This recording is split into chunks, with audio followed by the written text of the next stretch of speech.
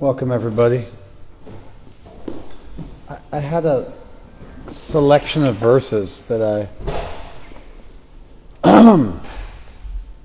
wanted to lecture on that I don't believe I've lectured on a Sunday before. I do teach the Gita serially, so I've gone through these verses maybe a half a dozen or more times with the group I teach the whole Gita to. And I've lectured on some of these verses individually, but I had a thought about what we would talk about today. We're going to start in the second chapter, and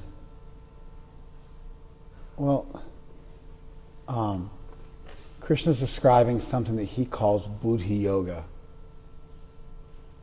Buddhi Yoga.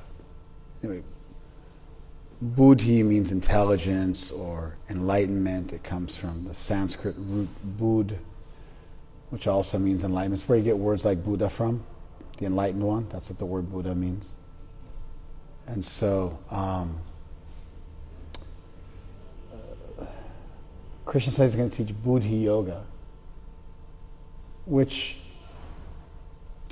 is the yoga of enlightenment, or the yoga of discernment, would be good translations for Buddhi. So the yoga is from yuj, it means to connect. And every chapter in the Gita has a title. So like the first chapter is titled Vishada Yoga, the yoga of lamentation. The second chapter is generally titled Sankhya Yoga, the yoga of enumeration. And the third chapter is Karma Yoga, the yoga of action. And the fourth chapter is Jnana Yoga, the yoga of knowledge. And the fifth chapter is Karma Sannyas Yoga, the yoga of the renunciation of action. The sixth chapter is Dhyana Yoga, the yoga of meditation, etc., etc. So the word yoga, I think the best translation into English of how the word yoga is used in the chapter titles, as well as when Krishna says, I'm going to teach you Buddhi Yoga, I think the best way you could render yoga into English in those instances would be to translate yoga as path. Because what does a path do? It joins 2 points. It joins you from where you are to where you want to go. And so the word yoga, much like bhakti in Sanskrit, is used to indicate the goal that you wish to achieve. In this case, it would be some type of union with the divine, yoga with the divine.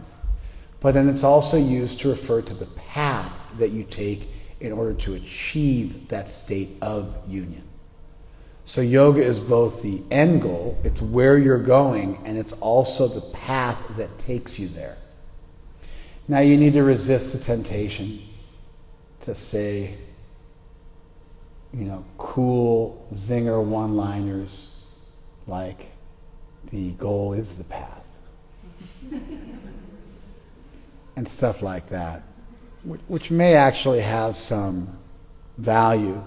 They may teach some point, but they hardly comprise a full philosophy or a full theology, and oftentimes they're used in lieu of any kind of deep, coherent understanding of reality and your place in it.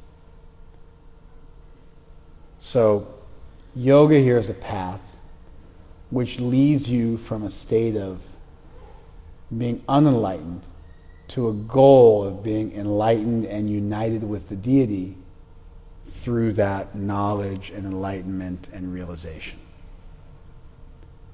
Much like we use the term bhakti to refer to the practices of bhakti, such as kirtan or deity worship, but then we also use the word bhakti to refer to the state of devotional union that the soul is capable of relishing with divinity.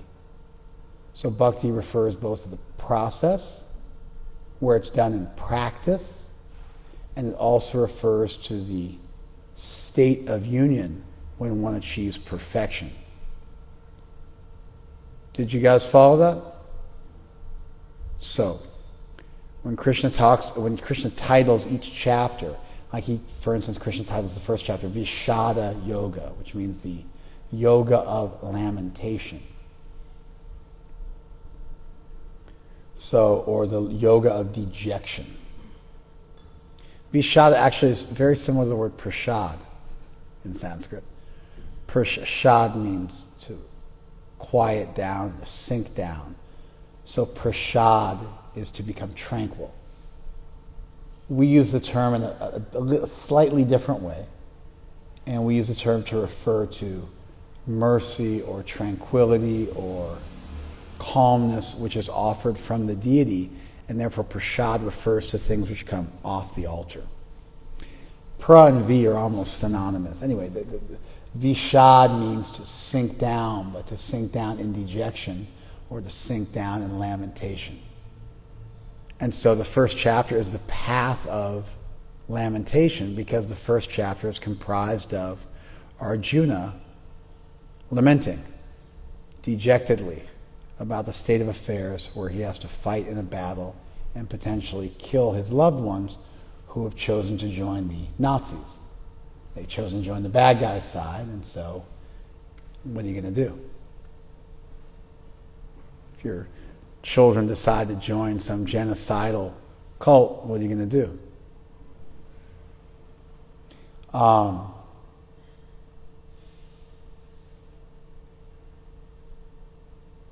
I was just thinking of the beginnings of the communist revolution in China and how the Red Guard were made up of sometimes prepubescent children who got so indoctrinated with communist propaganda that they sometimes sent their own parents to death camps or concentration camps.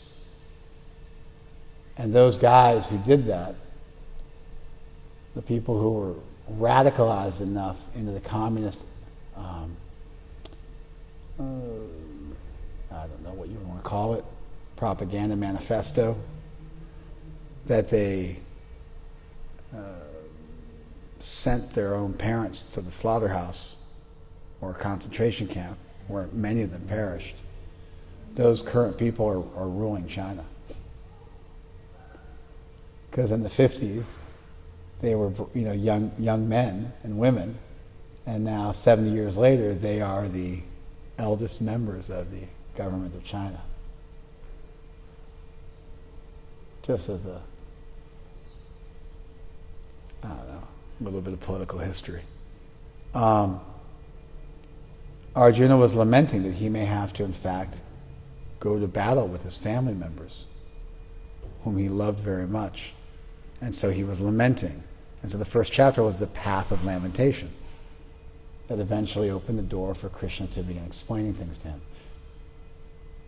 And so the chapter we're in now, Krishna's introduced the idea that you are not the body, which is called Sankhya in Sanskrit. Sankhya means enumeration. And so what we would think of as a periodic chart of the elements, the basics of chemistry, or really in many ways forms the basic of quantum theory as you begin to break the world down through microscopes into smaller and smaller parts. The periodic chart of the elements, periodic table of the elements is molecules, and those molecules are made up of more than one atom, and then you break it down into atoms, and you get subatomic particles like protons, neutrons, and electrons. Then you get subatomic particles like neutrinos and bosons, and that's as far down as we've gone in terms of breaking the world down into quanta, or tiny, irreducible particulates. And then those quanta are governed by forces such as electromagnetism and gravity, and strong and weak nuclear force. And those fundamental forces and the fundamental particles make up quantum theory. It all starts with looking at things carefully and breaking them down into their elements. There was an old system where you break the water down to earth, water, fire, and air. You know, and then in the Chinese iteration of that, they added in wood and metal, bizarrely. They kind of added those elements in. And then we add, you know, the Vedic version of that adds in space as an element, as an accommodating principle, holds everything together. The Greeks just had those four elements. They linked them up to what happens to blood if you let it sit. It divides into four things.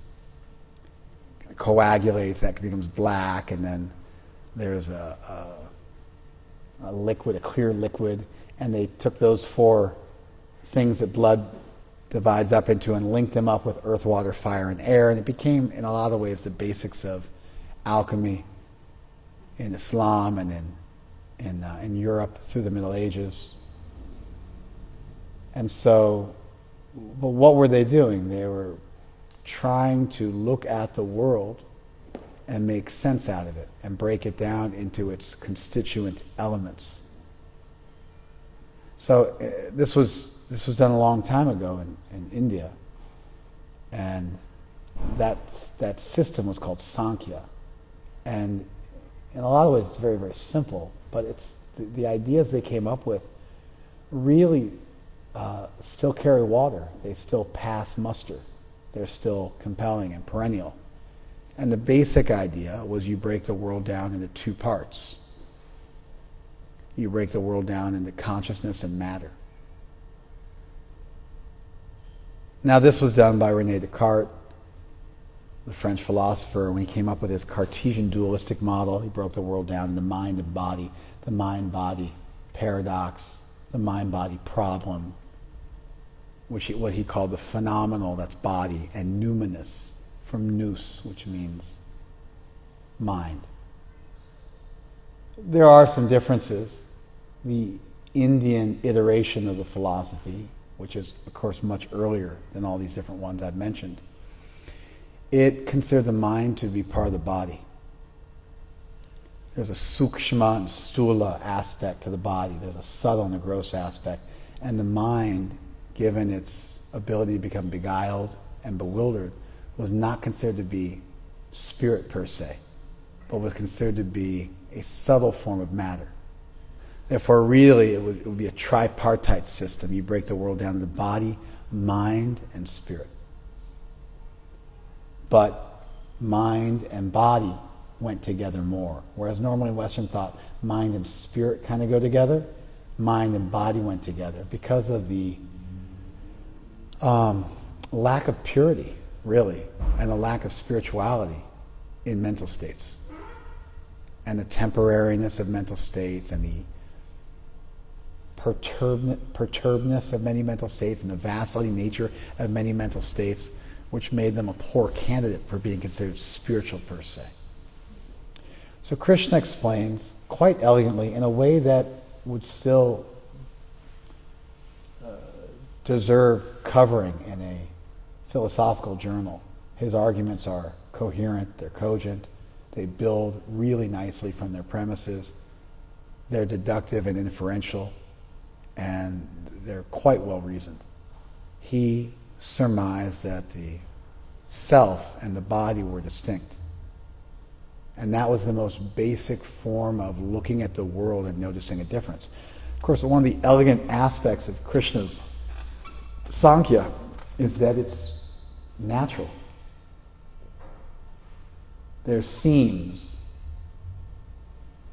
immediately, discernibly, to be a distinction between matter and life. Life has any number of features that we simply don't find in matter.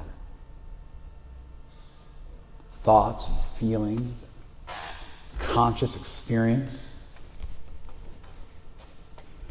And so, unless some really good evidence was given to the contrary, the default position would be to assume that life and matter were two distinct realities. Do you follow this? If you want to explain that consciousness is somehow chemically derivable, have at it, but the onus and the burden of proof is really on you. Because at a glance, consciousness appears to have features which are fundamentally different than anything we find in the chemical world, and that presents what seems to be an insuperable problem of trying to account for consciousness within matter, which by its very nature is unconscious.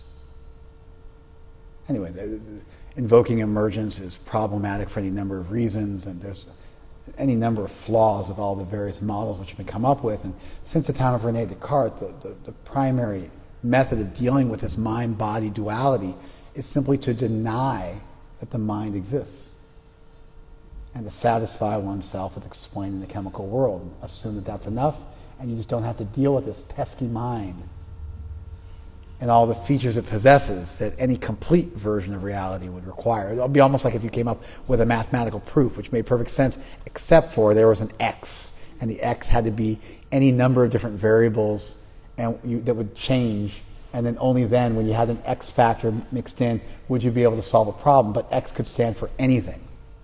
Did you follow that?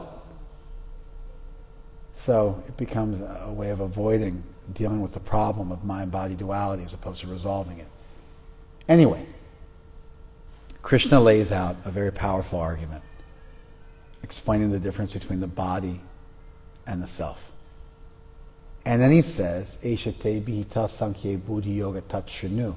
Thus far I've explained to you this knowledge by way of Sankhya, by helping you to deliberate on the difference between the living and the dead, between life and matter. Now I'm going to explain Buddhi Yoga.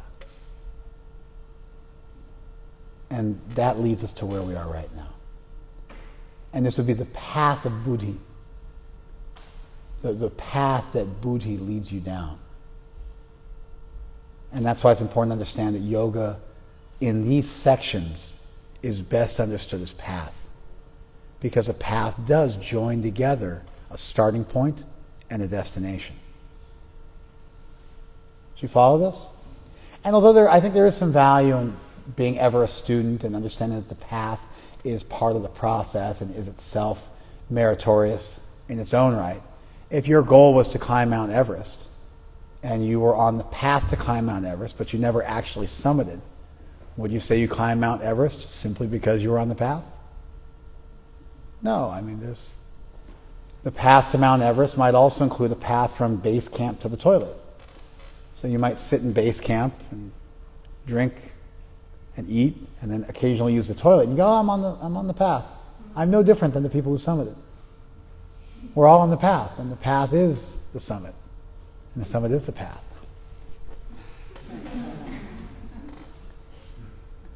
But certainly there's limitations to that one-liner, that zinger that might sound really cool on a bumper sticker, but has some flaws in terms of being an actual comprehensive philosophy of life. Do you follow that? Okay. So Krishna says, I'm going to teach you Buddhi Yoga, the path of enlightenment, what you can do once you understand you're not the body.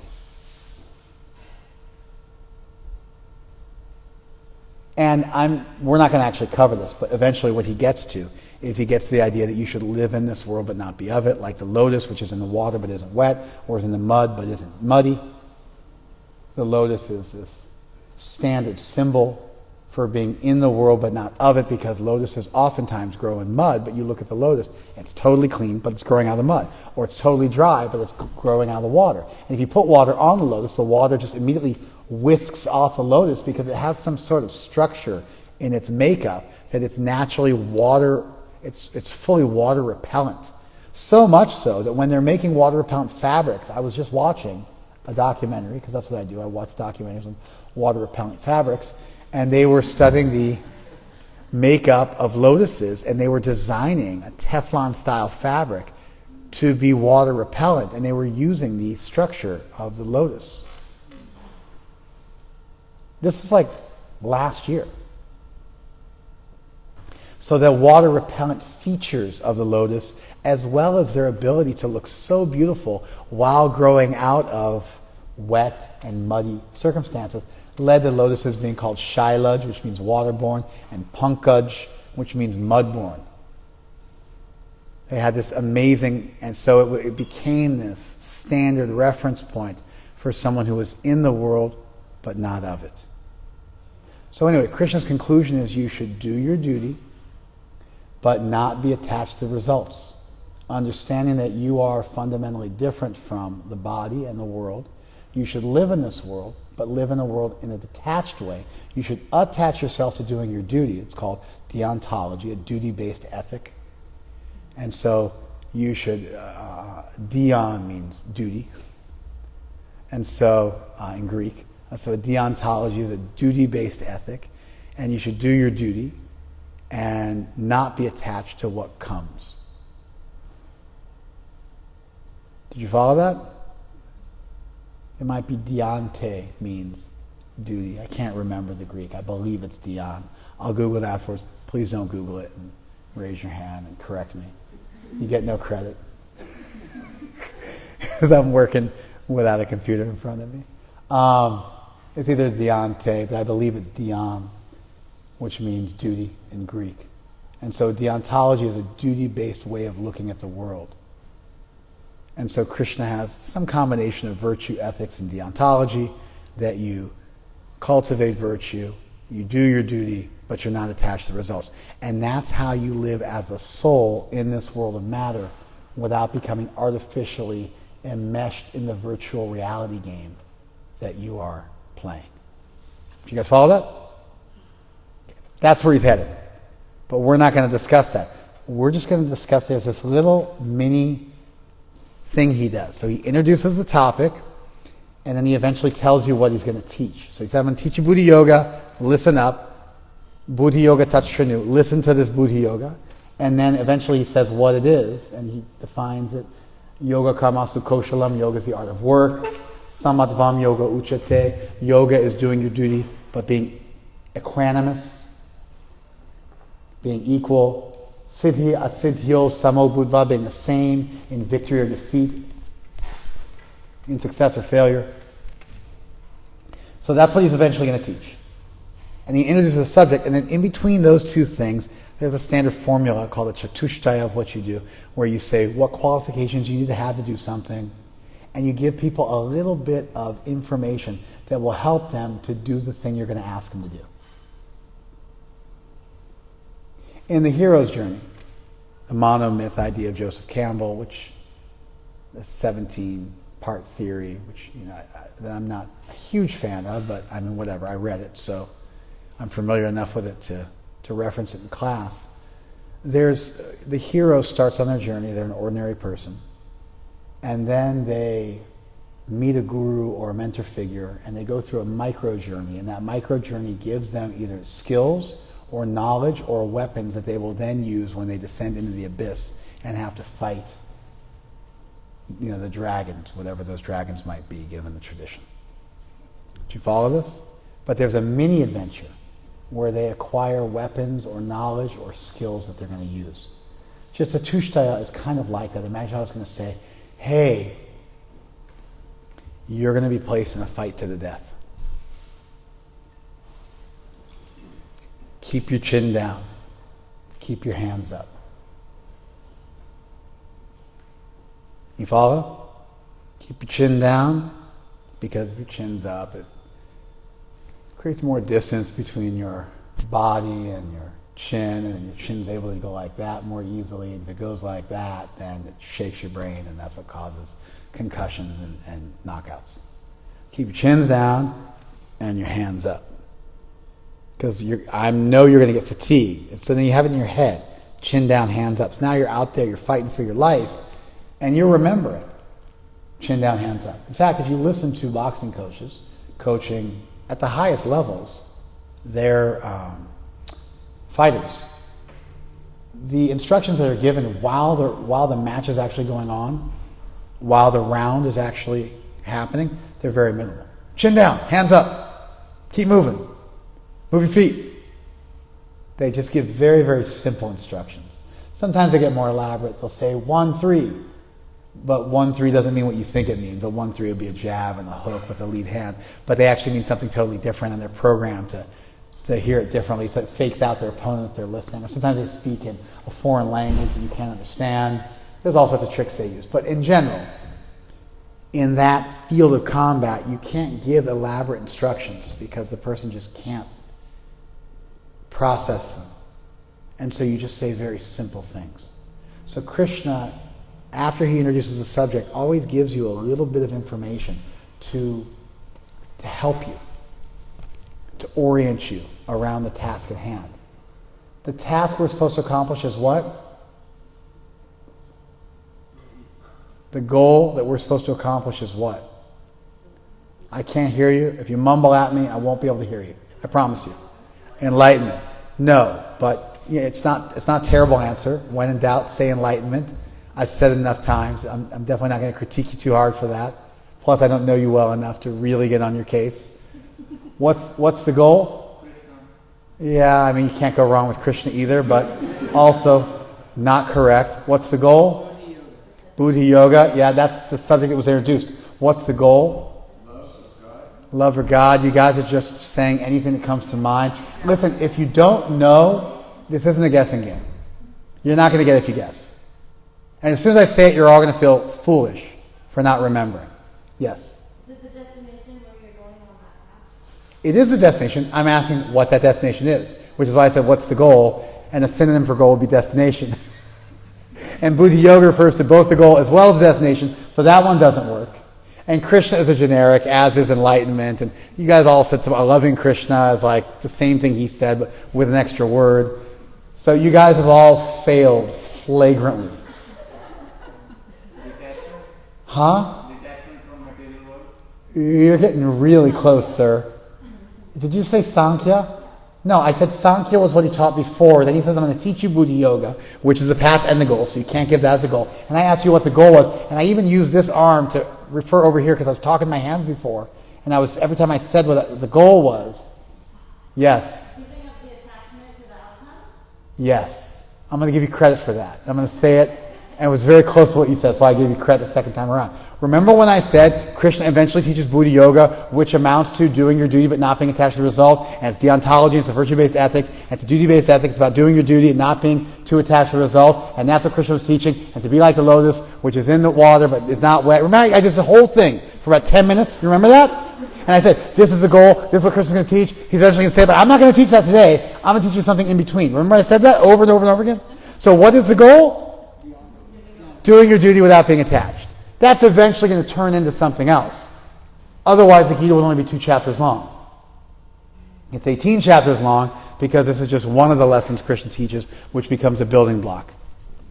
Raise your hand if you feel a little foolish that you didn't remember that. All right, see that? Now I'm feeling good. Now everybody's woken up. That's great. You remember this, right? I'm not trying to trick you. And the goal is this. The goal is taught this. What is the goal? I was trying to give you guys a trigger, a stimuli for that. Okay. So the goal is to do your duty but not be attached. The subject is Buddhi Yoga, the path of knowledge, the path of enlightenment. The core knowledge is that you're not the body, which allows you to live in this world without getting hopelessly attached to it. But then Krishna gives you a little something to think about right before he introduces that. And that's designed to help you the same way you might give instructions to somebody before they go out to battle. And it's designed to be a couple little things to ring in their ears to help them feel some confidence, to help give them something to refer back to and remember. You guys with me? All right. Here we go. Vyasayatmaka buddhir ekeha kurunandana bahu shaka hyanantascha buddhayo avyavisayanam. Iha, in this Buddhi Yoga endeavor, in this path, in this, Vyasaya Atmaka, you have to be completely resolved and convicted and determined. Vyasaya means resolution, determination, conviction.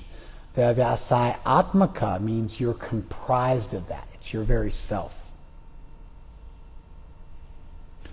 Vyasayamaka buddhi. Your buddhi, or intellect, or intelligence, has to be completely determined and strong and steady and resolute, as Prabhupada's chosen. Those who are on this path are resolute in purpose. They're purposed, they're resolute. Their buddhi is resolute. Like someone who decides, I'm going to climb Mount Everest, to give that same example. Very often, I watched a documentary on Mount Everest because when I'm not watching about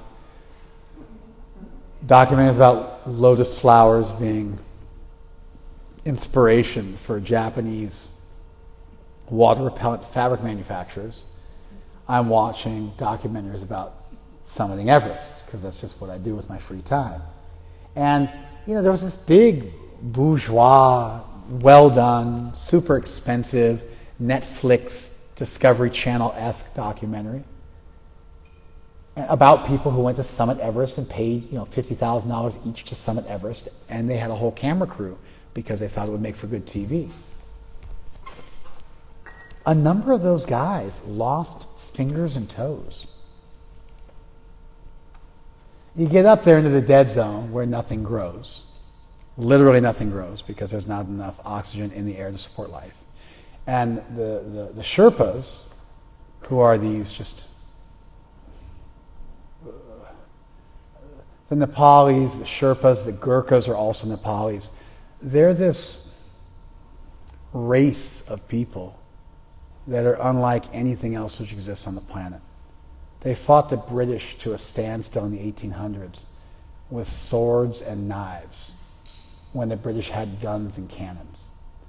The British were so impressed with their martial nature and their willingness to...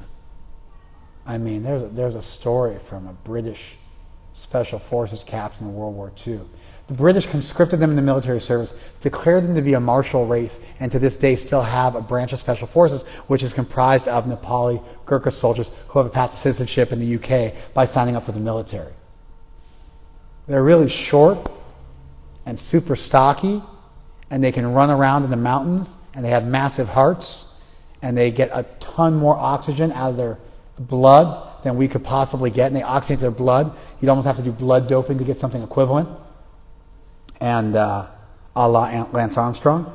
And they summit Everest without oxygen. And in fact, they carry the oxygen for the other people who are summiting Everest. And they go up there without oxygen before anybody goes up and put all the ladders and ropes and everything you'll need so you can just walk up the mountainside. And then when you're walking the mountainside, they're carrying your gear and your oxygen. They don't have oxygen, and they're summiting ahead of you and going back and carrying on their back and calling the helicopters and running up ahead of you and clearing your path. And because they can do what you can't do. They're just a different breed. And they're also... Their class, aho, the Gurkhas are upon you. It's like, was their battle cry when they would leap into battle against the British. And they were some of their battles with the British were legendary, and some of them were practically suicidal. Anyway, this British colonel was running an SAS branch that was doing battle in Indochina against the Japanese. And they had the Gurkhas conscripted, just like they conscripted the Punjabis to fight against the Nazis in North Africa. And they were telling them to parachute out of there's a British colonel who talks about this, it's in his memoirs. He was telling the Gurkhas that they were going to parachute into the jungle. And so the translator, who spoke some English and he spoke Nepali and some English, listened intently and went and talked to the man and came back and said, listen, okay, but we want you to fly really low, as close to the tree line as you can possibly get. And the colonel said, well, but if we fly so close to the tree line, then your parachutes won't open. And the liaison said, oh, we get parachutes? He said, oh, then you can fly as high as you want to, no problem.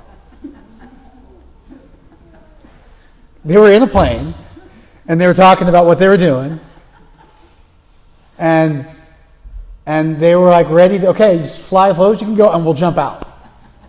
Like that they were ready to do that.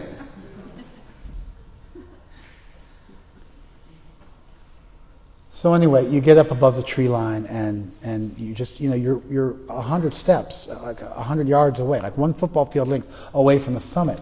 And then they'll tell you, oh, you got to turn back. It's too late, you got to turn back. And nobody wants to turn back. They're like, I'm just right there, I'll just be 5 minutes. But it's not. Walking up that distance when you're oxygen depleted takes you an hour. So then that last football field might take you an hour or two. You get up, 2-minute darshan, a view from the mountain peak, a couple of selfies, and then by the time you get down, your fingers and toes are frozen and you lose a couple. So, like 3 out of the 12 guys who summited lost fingers and toes. Like actually lost them, like they're gone, they got amputated, gangrene set in, they turned black, they had to amputate them. Right? Because they were resolute. They were determined.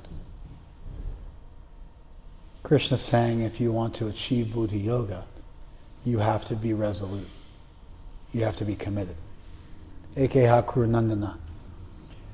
Bahu Shaka Hyanantascha Buddhayo Avyavasayanam. Of the Avyavasai, of the irresolute, Buddhaya, their intelligences are Bahu Shaka, they're many branched.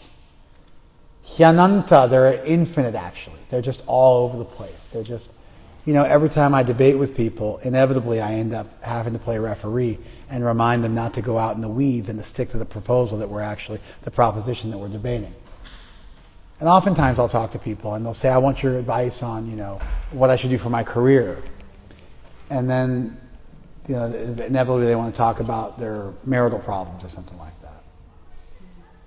And I'm always, do you want to talk about your career or do you want to talk about your marital problems? Is the real issue your marital problems that you want to discuss and that's what we should be talking about? Or is it you're talking about your career and you're so freaked out about it, you'd rather switch topics on me and you're trying to fake me out? Which one is it? You know what I'm talking about? Your just mind is going everywhere and you never seem to go anywhere and you get this paralysis almost because you're just thinking in a million different directions. You can't move forward. Krishna's mentioning that that's not going to work if you want to achieve Buddha Yoga. If you want to follow the path of Buddha Yoga, and if you follow the path of Buddha Yoga, you'll achieve Buddha Yoga. Because Buddha Yoga is both the goal as well as the path. All right, good. So, see that? I switched it up on you there. So Krishna makes this point. Those who are on this path are resolute in purpose, and their aim is one. The intelligences of those who are irresolute is many-branched, infinite even. And therefore, because they're digging 1,000 wells 1 foot deep, they never get water. Maybe you could have dug in any of those places and dug 1,000 feet deep and gotten water, but they only dug 1 foot deep in 1,000 different places, and lo and behold, they never find water. It's good stuff, isn't it? It's letting you know this is a real thing. It's not cheap. He's got more. Yam imam pushpitam vacham pradavanti avipaschitaha. The avipaschitaha, the people devoid of knowledge. Pravadanti, they proclaim. What do they proclaim? Imam pushpitam vacham. They proclaim this flowery language. Krishna here is referring to the Veda. The Veda is the parent culture that the Gita arose out of. And Krishna quotes the Vedas, specifically the Upanishads, in several places of the Gita, namely in the 8th chapter and the 13th chapter and the 15th chapter. He quotes the Veda directly. But he also criticizes it. And this represents Krishna's first critique of the Veda. Veda vada rata parta nanyad astiti pravadina. They declare that there is nothing more than the doctrine of the Veda, and they rejoice in that. They say there's nothing else but the doctrine of the Veda, and they rejoice in that Veda and the flowery language and the poetic language. Kamatmana swarga para. They're filled with desires. Kama means desire. It's roughly equivalent to Trishna in Buddhism, or thirst. It's the bad guy. It's the stuff that gets you in trouble. They're filled with kama. Kama means they're comprised of desires. Swarga para. They want to go to Svarga. Svarga is a Shangri-La-esque place in the material world, like an upward material planets you can go to where things are much more enjoyable, but which are nonetheless temporary. And so materialistic people usually want to go to Svarga. Swarga para, they think it's the highest. Jamma karma pala pradam. They offer the fruit of repeated birth. What they're going for in life is an upward birth. They want to take birth in a more fancy family, a richer family, a more pious family. But instead of reaching for liberation or salvation or beyond this world, they just cycle back in this world. And the fruit you get from following this path is just another birth, albeit a little nicer. Prabhupada used to talk about the argument between the wet stool and the dry stool. The wet stool is saying, I am much better than you, to the dry stool. I have so much moisture in me. I can be spread out as manure very easily. The dry stool is saying, no, I'm much better. I can be used as fuel. I can be burned for fuel. I give off a nice fragrance when I'm burned. And Prabhupada used to laugh about this, that you're both stool. Whether you're wet or dry, you shouldn't really be. It's like even the pauper is proud of their penny. And so you're filled with desires, and you think that taking birth in this world is really the goal in a higher way, but it's still a birth in this world, filled with death, old age, and disease.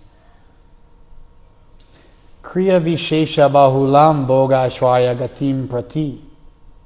Their goal is enjoyment and opulence. That's their goal. And they develop many different types of rituals to achieve it. So Vedas are filled with ritual. Very, very specific rituals. Incredibly detailed rituals. How to chant the mantras, how to build the fire, how to build the kund that holds the fire, how many priests, how to offer items, how to wash those items, how to prepare those items. It's all done very exactingly. And so the Vedas were a ritual text. They also had philosophical elements. That was the Upanishads. But the Samhitas and the Brahmanas, two of the earliest stratum of Vedic literature, were extremely ritualistic. And Krishna is critiquing them here. He's saying, I'm teaching you Buddhi Yoga, and if you want to achieve Buddhi Yoga, you have to be resolute and convinced and singularly focused. Don't get spun out in a million different directions. What are those different directions? The ignorant followers of the Vedas, who are interested in material enjoyment and engaged in ritual culture, ultimately to give them material enjoyment. Those people are the fools to be avoided. Those are the irresolute people who can never make any solid progress in their spiritual lives. Because they're addicted to materialism in the name of religiosity. They are dharma devajis. They are flag wavers of dharma, but they're not actually dharmic. You follow? It's a really heavy critique. And even though they wrap themselves in the flag of the Vedas, ultimately, if you look in their hearts, they're filled with desires. They want to enjoy this world. They just take birth again. And they're really after Bhoga and Aishwarya. They're after enjoyment and opulence. And what's the fruit? What's the karma pal? The fruit of their activity? Janma, another birth, albeit a little bit higher. And they think, nanyastiti vadina. They proclaim there's nothing more than this. This is the best thing you can ever hope for. And the Gita is saying, actually, no, there's something more. As does the Upanishads. The Upanishads offer a scathing critique of the Vedas, as does the Gita. You following this? Bhogaishwarya prasaktanam. Being too attached, that opulence and enjoyment, and the same thing he just criticized. Being too attached to that. Taya apahrita chetasam. Their intelligence is stolen from them by that attachment. Vyavyasayatmaka buddhi. The resolute intelligence that I'm telling you you need to have in order to accomplish the buddhi yoga, samadhau navidyate. It's not given to them in their meditation. Samadhau means in their samadhi, in their meditation. They don't get that. They're not given that resolute determination because their attachment to this material world makes it impossible to let go. Imagine someone asking you, there's a famous story about Ashtavakra Muni. He's a crippled sadhu. He was lame, crippled. And he was famous for having a very sharp nature and very keen intelligence. And so he went before a king, and the king said, I've read in our scriptures that if you chant the holy name, even one time, you become freed from all attachments. But I've been chanting for so many days, weeks, months, years, decades, and I'm still very attached. And Ashtavakra said, oh, you're so intelligent. What a great question. And he went over to the pillar in the king's hall, and he wrapped his hands around the pillar. And he started yelling, help! Help me! Help! Free me from this pillar! Help! Help! And the king finally said, what is wrong with you? Like just let go. And then the sadhu let go and said, just see. You're so smart.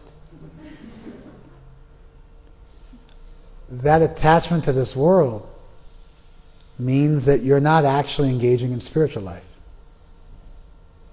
You're going through the motions, but your ritual becomes ritualistic.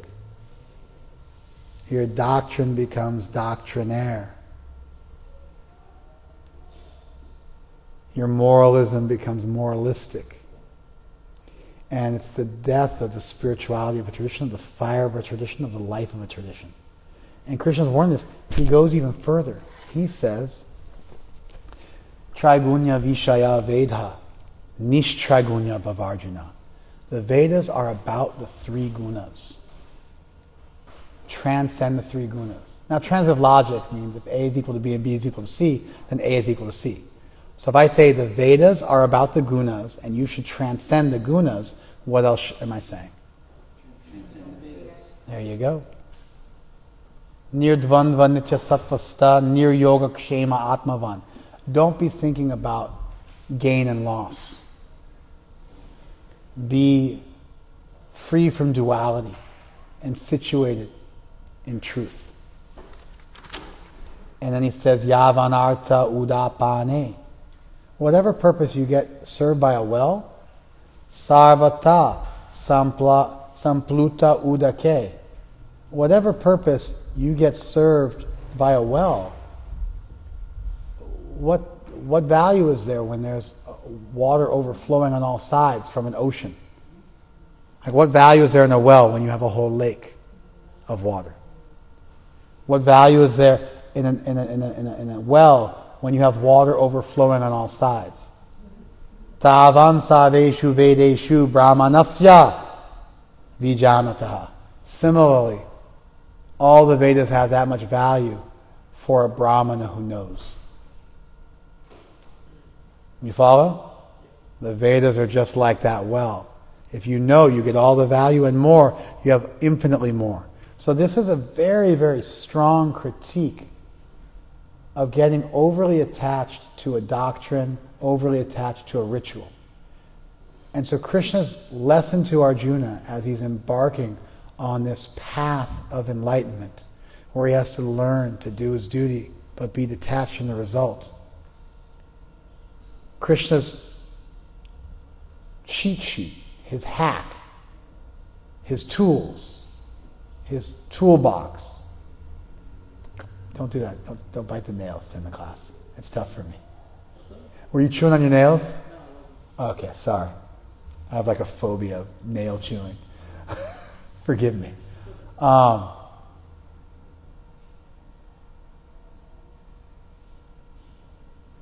As Arjuna's embarking on this journey of self-realization, Krishna's giving him a toolbox. And the toolbox consists of telling him, you need to be really resolved and really determined. And don't get splayed out, running hither and thither. And everybody who follows the Vedas, for the most part, is your enemy. Because they're just wolves in sheep's clothing. They're too attached to this material world. They quote the scripture, just like the devil quotes scripture. They quote the scripture, but they're really just materialists. And all of their ritual and all of their incantations are just spells designed to help them get more enjoyment, if you look under the surface. And because they're so attached to their enjoyment, they'll never get the determination to actually leave this world. They don't want to. They're stuck here, and the fruit of their action is just going to be another birth. And so as you're trying to practice being detached from this world and doing your duty without attachment and being stoic in success or failure, victory or defeat, in good times and bad, this is a maxim or a principle that you can carry with you and reflect on. I'm the self, I'm not this body, I'm meant for something beyond this world. There's something bigger going on here. And I want to climb Everest. I want to summit. I find value in this path. And as I need to let go of things in this world, I'm going to do so. And I'm going to incrementally, slowly but surely, keep moving forward, irrespective of the circumstances. I think it's a very powerful message. And so I was thinking about these verses today, and I thought there was some value in them. As much as there was when they were spoken, I think the value still remains. We need to embrace the notion that I am meant for spirituality. This is my purpose of life.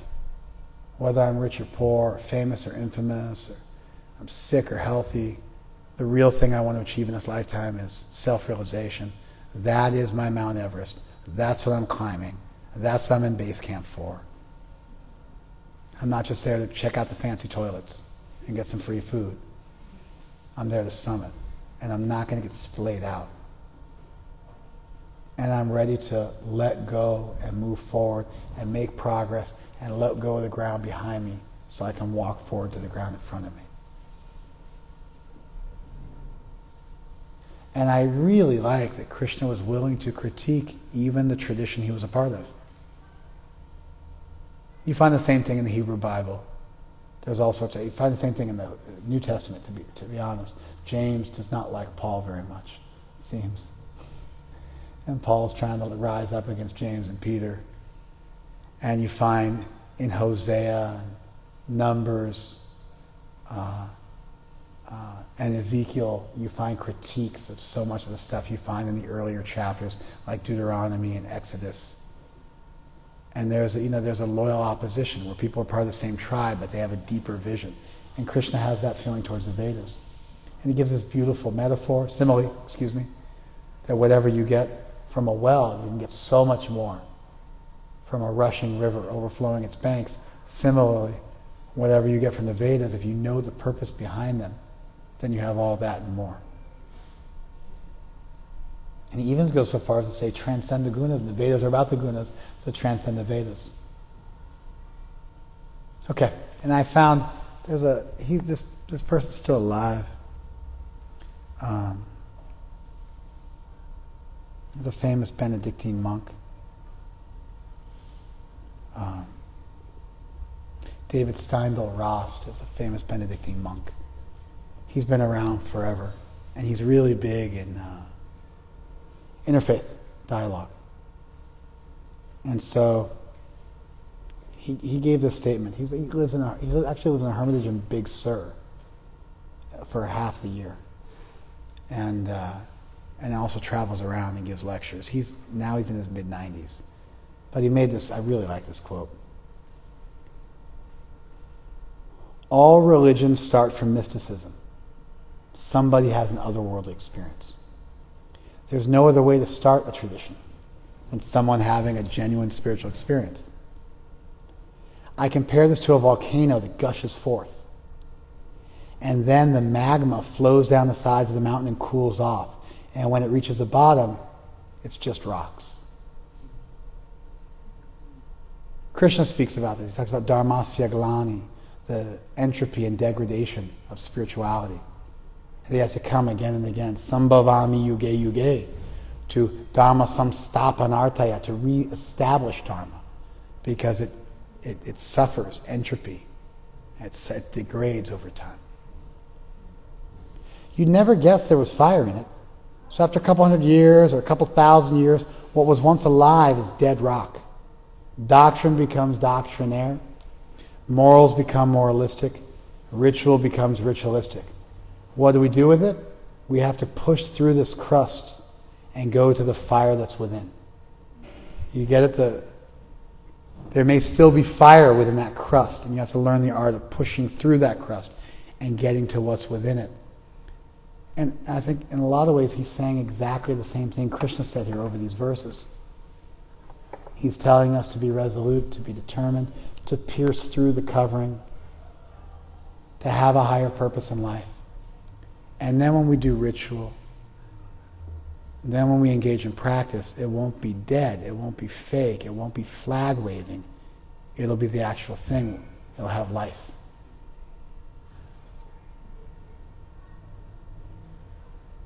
You follow this? If a tradition's dead and you have that fire, you'll revitalize it. If there's nothing, you'll make something. And if there's some nectar within that tradition, you'll be able to extract it. But that onus is on us to breathe life into the ritual, to breathe life into our chanting, to breathe life into our deity worship, into our study, into our dealings with other devotees, into our service. Otherwise, we're just going through the motions, and then it doesn't last for long. And you do it sometimes and give it up other times. If you want to be steady and fixed, and not just up and down, with the wind, you got to go to a place beyond that. You got to dive deep, and this is what that is. Okay. Thank you very much for joining us, both on Facebook as well as Instagram. Hare Krishna.